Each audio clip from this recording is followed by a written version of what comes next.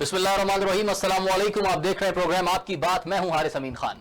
सी pack, China Pakistan economic corridor, ये एक ऐसा जो है प्रोजेक्ट है पाकिस्तान और चाइना के दरमियान, जो कि एक गेम चेंजर जिसको कहा जाता है, जो कि पाकिस्तानी इकोनॉमी के लिए जो है एक गेम चेंजर साबित होगा।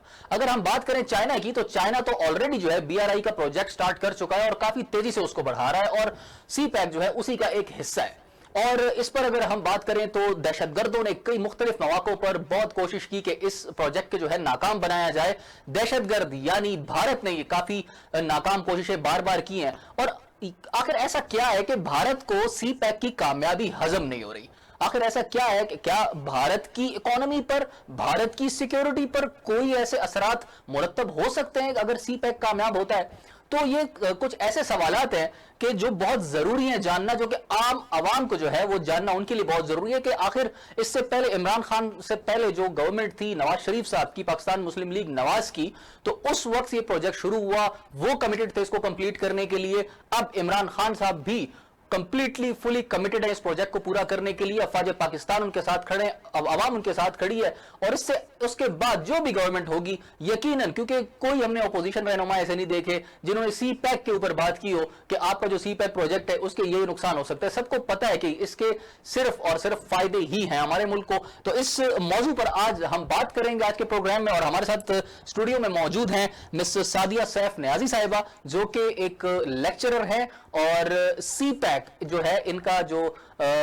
स्पेशलिटी है, जो इनका एरिया ऑफ इंटरेस्ट है, वो पर्टिकुलरली सी पैक प्रोजेक्ट है। अस्सलाम वालेकुम मैम। वालेकुम। सबसे पहले तो मैं आपको खुशामदीद कहता हूं कि आपने अपना वक्त निकाला। थैंक यू मैडम, ये बताएं कि पाकिस्तानी इकोनॉमी के लिए सी पैक गेम चेंजर साबित होगा?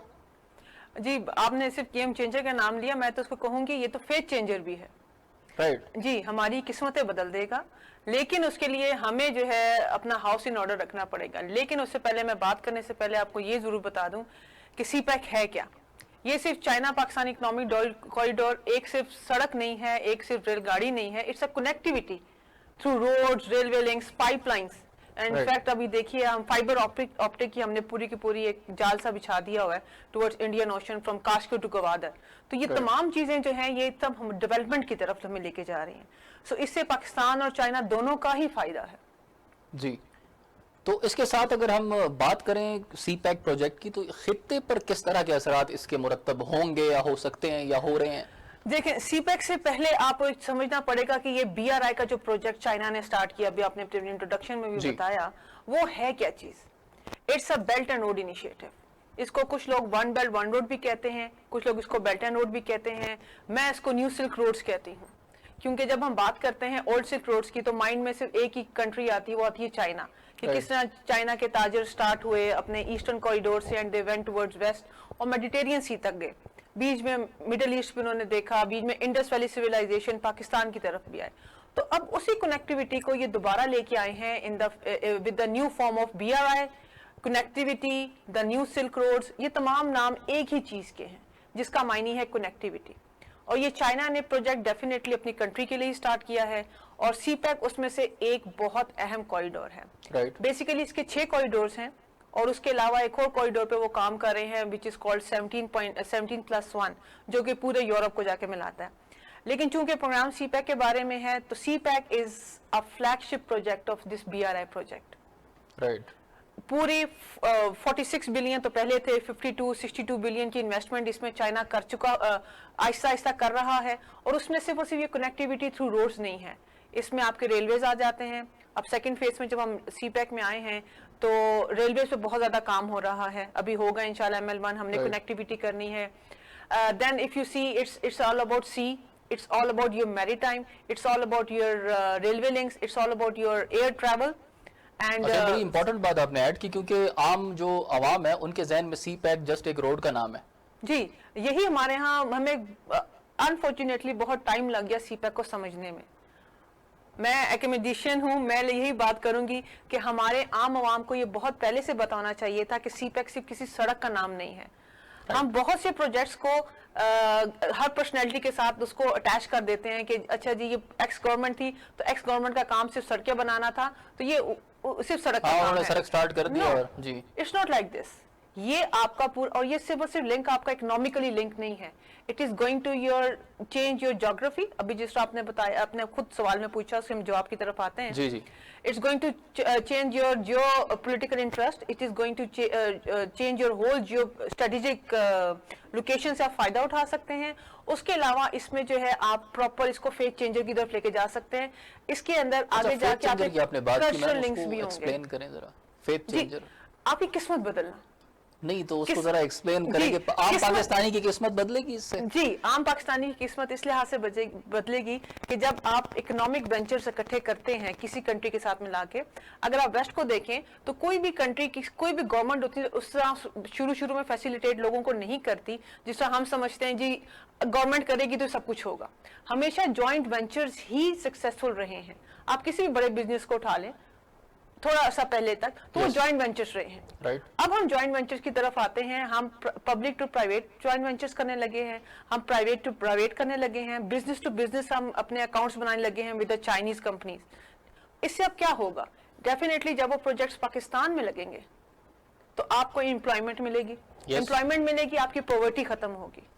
हमारा जो मेन मसला पाकिस्तानियों का है वो है अनएम्प्लॉयमेंट है, गुर्बत है। yes, गुर्बत है। आपकी जब गुर्बत, आपको जब एम्प्लॉयमेंट मिल जाएगी तो आपकी गुर्बत भी खत्म हो जाएगी। This is going to be the phase changer. और अभी जो कुछ बाजवा साहब ने इंटर्नशिप्स भी अनाउंस की थी और पेड इंटर्नशिप्स थी, और वो भी एक मतलब मैं समझता हूँ फर्स्ट स्टेप है टुवर्ड्स अनएम्प्लॉयमेंट को खत्म करने के लिए। जी, ये आप समझिए कि सेकंड स्टेप है। हम फर्स्ट स्टेप सीपैक का 5 साल पिछले गुजार चुके हुए हैं। yes. उसमें भी बहुत से लोगों को एम्प्लॉयमेंट मिल चुकी हुई है। बिल्कुल। आपकी सड़कें बनी है, वेस्टर्न कॉरिडोर पाकिस्तानी गवर्नमेंट ने खुद बनाया है, उसमें सब लोगों को जॉब्स मिली हैं। ठीक है, अभी CPEC authority it's a very good initiative कि हमने एक बाकायदा ऑफिस बना लिया हुआ है and to have the to count the success of the CPEC. Definitely जो जॉब्स अनाउंस हुई हैं ये आपका फेज चेंजर ही है। It is going to create more and more your jobs, it will lead towards your poverty reduction and definitely we are going to achieve our goals of 2025. Right. अच्छा, इसके साथ एक और बात के जो सिक्योरिटी पॉइंट ऑफ व्यू से अगर मैं बात करूंगा तो इंडियंस जो हैं वो हर मुमकिन कोशिश है उनकी कि सी पैक जो है वो कंप्लीट ना हो, तो उससे क्या उन पे या तो उनको ये जेलिसी है कि यार पाकिस्तान ऊपर जा रहा है, या उनको ये खतरा है कि यार हम नीचे जा रहे हैं, इसकी वजह से उनको क्या नुकसान आते हैं? उनको नुकसानात तो बहुत है। एक तो वो उन्होंने एक जो नैरेटिव बनाया हुआ था कि ये डिस्प्यूटेड टेरिटरी से गुजर रहा है, if you connect Kashgar with this Gilgit Baltistan, तो उन्होंने अपना नैरेटिव छोड़ा नहीं अभी तक, लेकिन उस नैरेटिव को परस्यू करते हुए अभी देखिए उन्होंने कश्मीर के मसले को दुनिया में खुद उभार दिया। Although they have amended their 370 constitution, उन्होंने अमेंड किया है अपना, पोजीशन खत्म कर दी हुई है, लेकिन उन्होंने दुनिया में खुद कश्मीर का मसला दोबारा से उभार दिया हुआ है। ठीक है, अब पाकिस्तान का हर बच्चा दोबारा से बातें करने शुरू हो गए, कश्मीर बनेगा Pakistan. So China definitely, India को ये बहुत से अभाम शुरू से थे, जिस तरह चाइना कनेक्टिविटी करता जा रहा है, मैंने जिस तरह बताया आपको शुरू में 6 कॉरिडोर से, अभी भी वो पूरा सेंट्रल एशिया से लिंक करता हुआ they are going towards Mediterranean sea. 1 corridor is coming towards middle east. Middle east में भी देखिए वेरी रिसेंटली ईरान के साथ उनकी डील अभी कंफर्म हो गई हुई है। yes.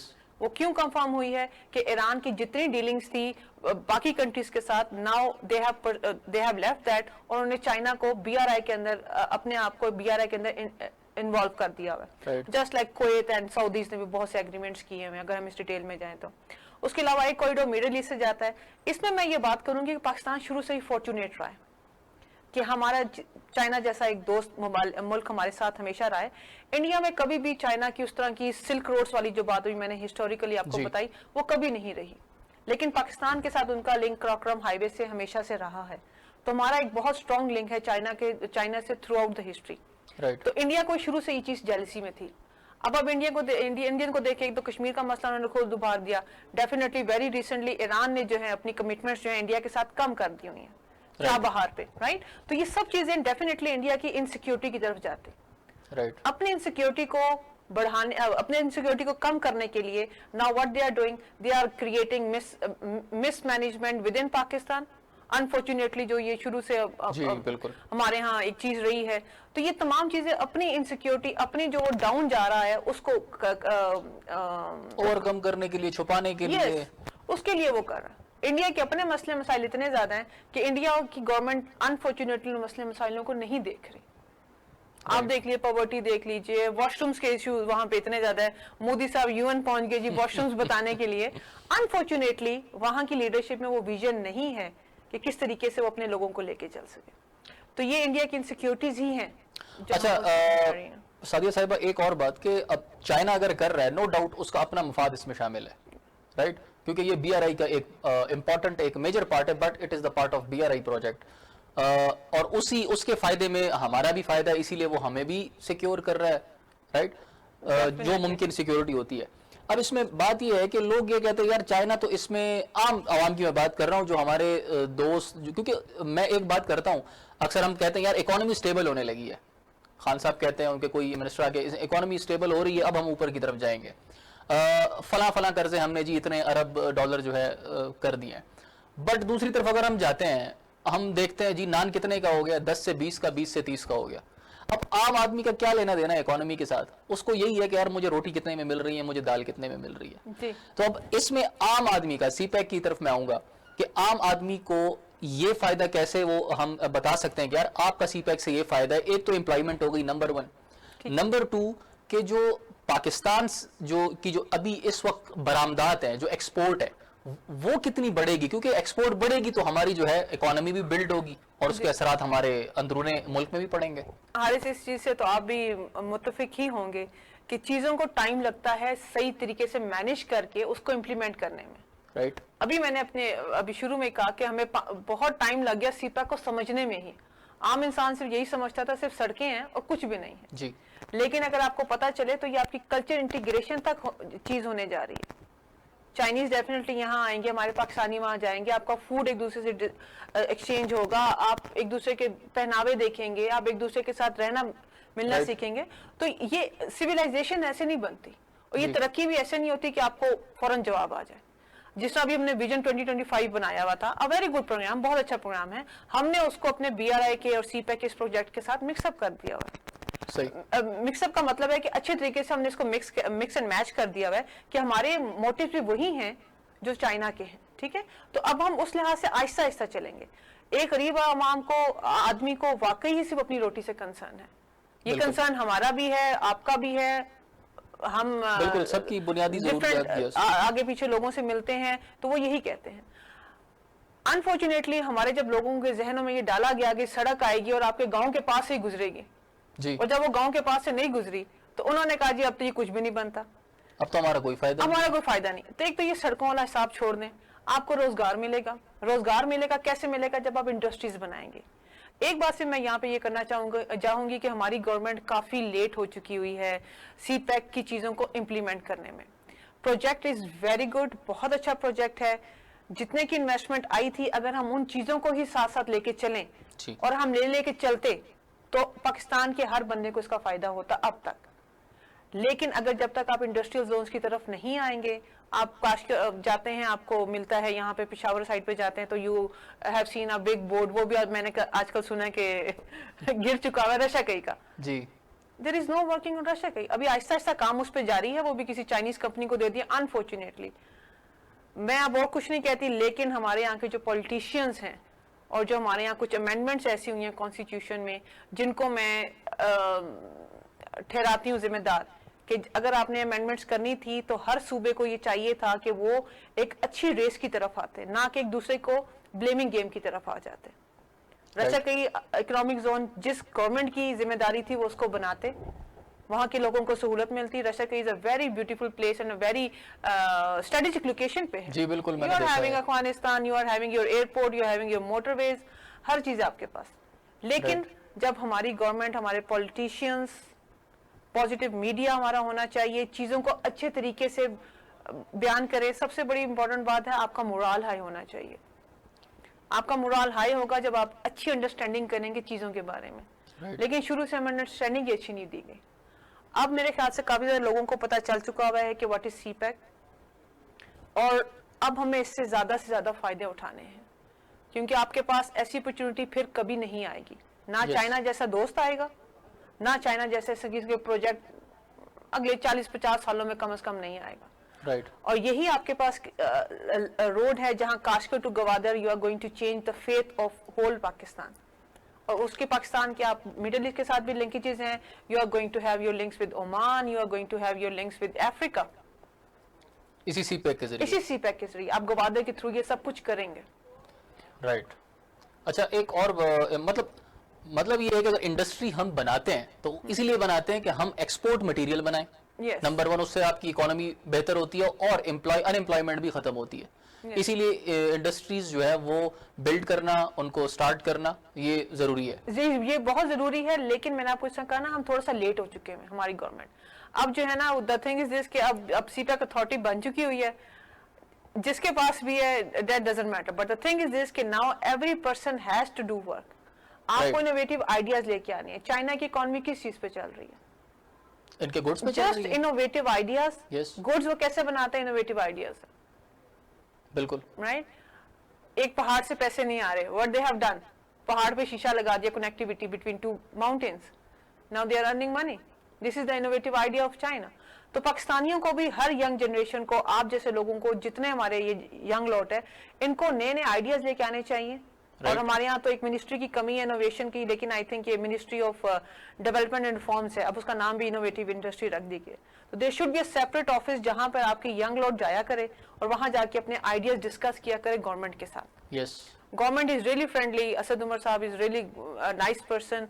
तो आई थिंक यहाँ पे एक टाइम आता है कि जहां पर जो गैप है बिटवीन यूथ एंड गवर्नमेंट, उसको भी खत्म होना चाहिए. और ये अभी का टाइम है जहां पे आपके पास बिजनेस टू बिजनेस कांटेक्ट भी बनेंगे. प्राइवेट इंडस्ट्री आपके सामने आएगी और प्राइवेट इंडस्ट्री आपके ये यंग लॉट ही लेके आ सकती है.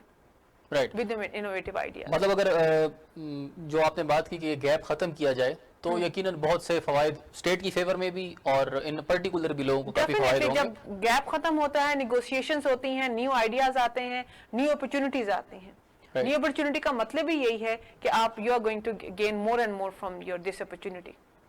ठीक हो गया. अच्छा, एक बात मैं सादिया ये बताइएगा कि अब जो यूथ है हमारा जो लिटरेसी रेट है वो अल्हम्दुलिल्लाह बेहतरी की तरफ जा रहा है. जो यंगस्टर्स हैं मोस्टली वो पढ़े लिखे जो हैं या तालीम की तरफ जाना उनका जो है शौक है, तालीम हासिल करना, और बेहतरीन आइडियाज उनके पास हैं जिस तरह आपने डिस्क्राइब किया.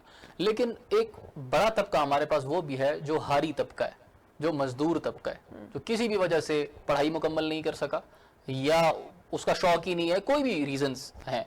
तो उनको सीपैक किस तरह से हेल्प आउट कर सकता है? उनको क्या फायदे होंगे? क्योंकि उनके पास तो कोई टेक्निकल आइडियाज नहीं है. जी, ये टेक्निकल आइडियाज का आपने वर्ड अच्छा यूज किया. टेक्निकल आइडिया जो जिसे हम कहते हैं ना, अभी हमने तालीम का क्या, तालीम हमारी बहुत अच्छी होती जा रही है, रेशो बढ़ती जा रही है. Innovative idea has nothing to do with the technology. Right. आप गांव में एक औरत को देखते हैं, एक औरत ने मजदूरी भी करनी है अपने मियाँ के साथ, अपना उसने घर बार भी देखना है, खाना भी पहुंचाना है, हर चीज. आपके गांव में औरतें जो हैं वो ज्यादा उतना ही काम करती जितना कि मर्द खेतों में काम करते. मतलब एक छोटे घर में बैठ के आप सिर्फ तालीम से अपने आइडिया को थोड़ा सा मॉडरेट कर सकते हैं. अदरवाइज आप देखिए व्हाट इज सीपैक. जैसा मैंने बोला, सीपैक इज नॉट अबाउट सड़कें, it's not about railways, it's all about your industry. अब चाहे वो आपकी एग्रीकल्चर इंडस्ट्री है, चाहे आपकी वो इंडस्ट्रियल इंडस्ट्रीज हैं सारी की सारी. राइट.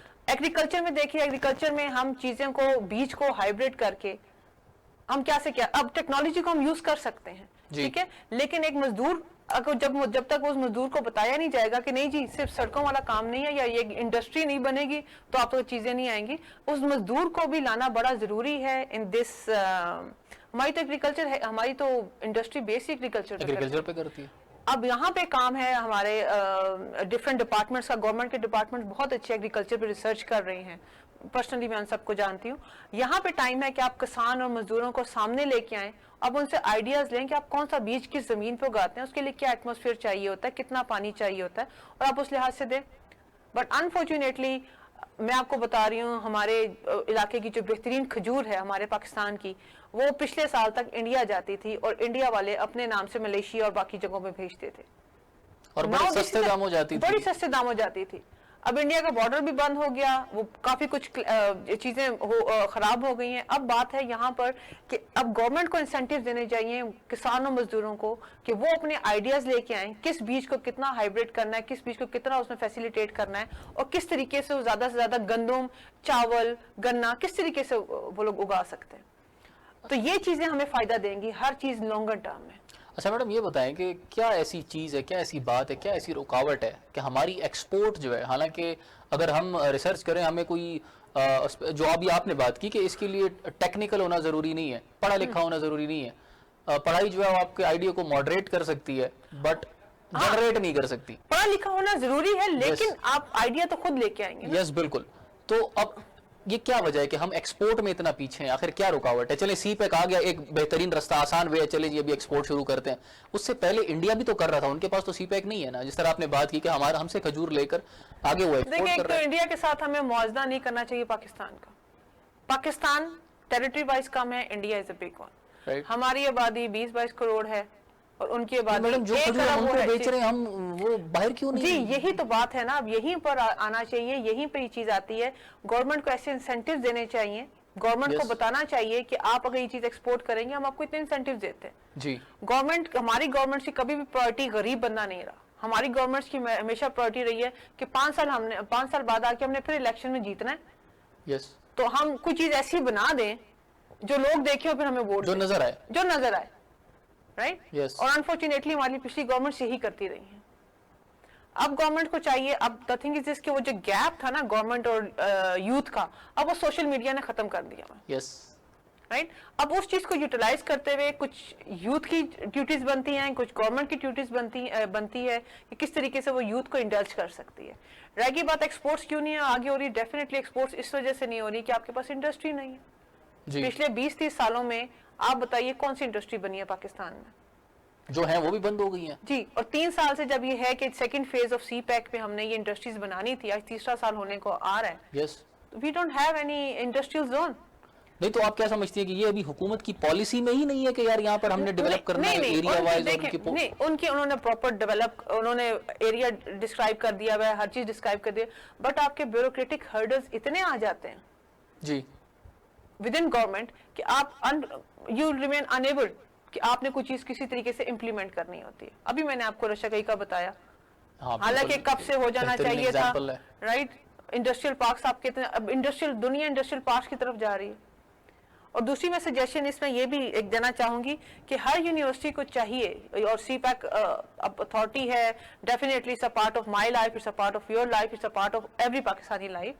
हर यूनिवर्सिटी को जो जिस लाइक एक यूनिवर्सिटी है हमारे यहाँ इस्लामाबाद में ही, टेक्नोलॉजिकल पार्क उन्होंने बनाया हुआ है, उनकी टेक्नोलॉजी अच्छी है, आपने उनको वो चीज दे दी है। इसी तरह if there is some university of languages, तो आप उसको कल्चर इंटीग्रेशन का दे दीजिए।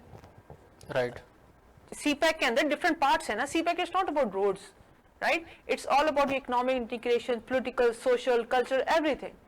तो आप हर यूनिवर्सिटीज में यूथ को उठाइए और हर डिपार्टमेंट आप डिफरेंट यूनिवर्सिटीज को दे दीजिए, वो उस पर काम करके आपको बताएंगे।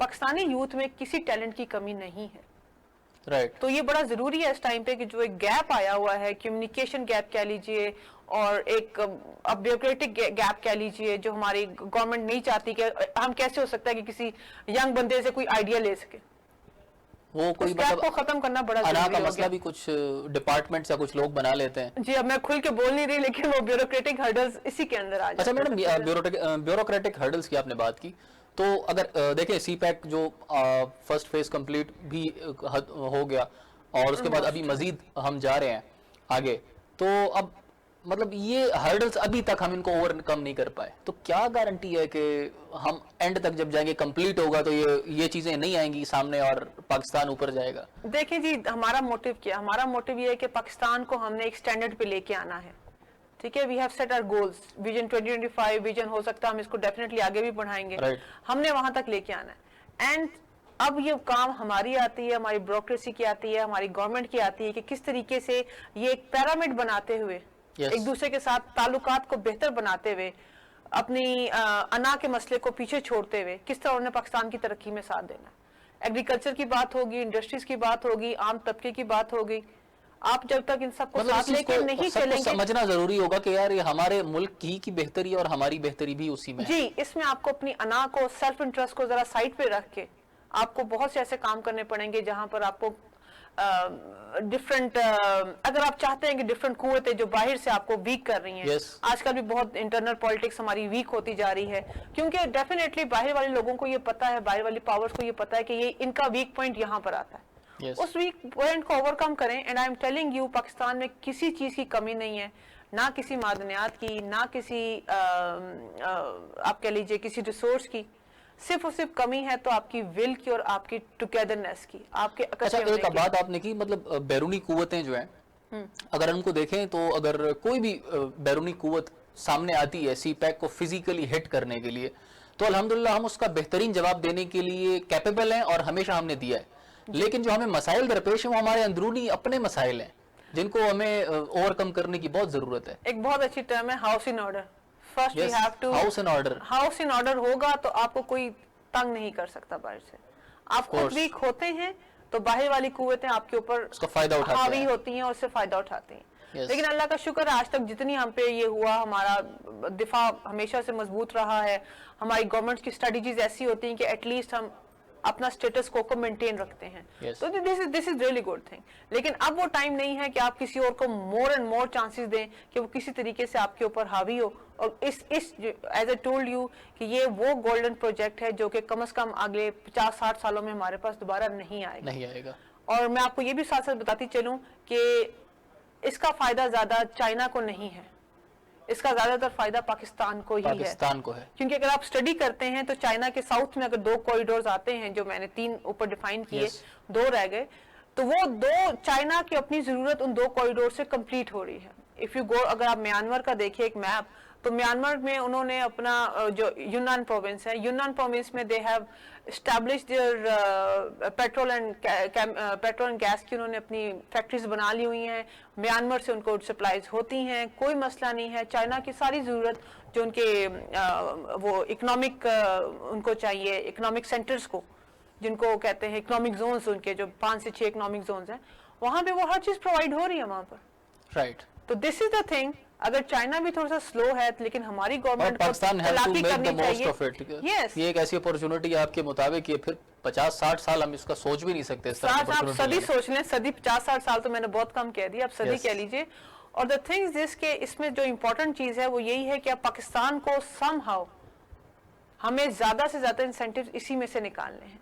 क्योंकि जब हम चाइना के पूरे BRI को समझते हैं और चाइना को जब हम देखते हैं, तो चाइना को शायद इतनी जरूरत ना हो जितनी जरूरत हमें है इस टाइम पे सी पैक की, ताकि हम अपने गवादर को लिंक कर सकें टुवर्ड्स द वर्ल्ड। सादिया साहब, बहुत शुक्रिया आपका, आपने अपना बड़ा कीमती वक्त हमें दिया और बहुत इंफॉर्मेटिव जो है ना आपके साथ डिस्कशन रही। Thank you so much. नाज़रीन, गुफ्तगू आपने सुनी और हमने ये जाना, जो इस सब गुफ्तगू का जो निचोड़ है वो ये है कि पाकिस्तान जो है कैपेबल है, इस काबिल है कि अपने बैरूनी दुश्मन को, बैरूनी कुव्वतों को वो हर सूरत में जो है फेस करना जानता है। उसको तरीका पता है कि मैंने ईंट का जवाब जो है वो पत्थर से किस तरीके से देना है। लेकिन जो हर्डल्स हैं, वो जो पाकिस्तान के अंदर है, हमारे अंदरूनी हर्डल्स हैं, वो इतने ज्यादा हैं कि हमें वो कामयाबी पर जाने के लिए हमारे सामने रुकावट बन रहे हैं, जो कि इंतहाई खतरनाक है। और इसका जो है हमारा दुश्मन हमेशा से फायदा उठाता रहा है और हमें चाहिए कि आइंदा जो आने वाले वक्त है उसमें दुश्मन को यह मौका ना दें।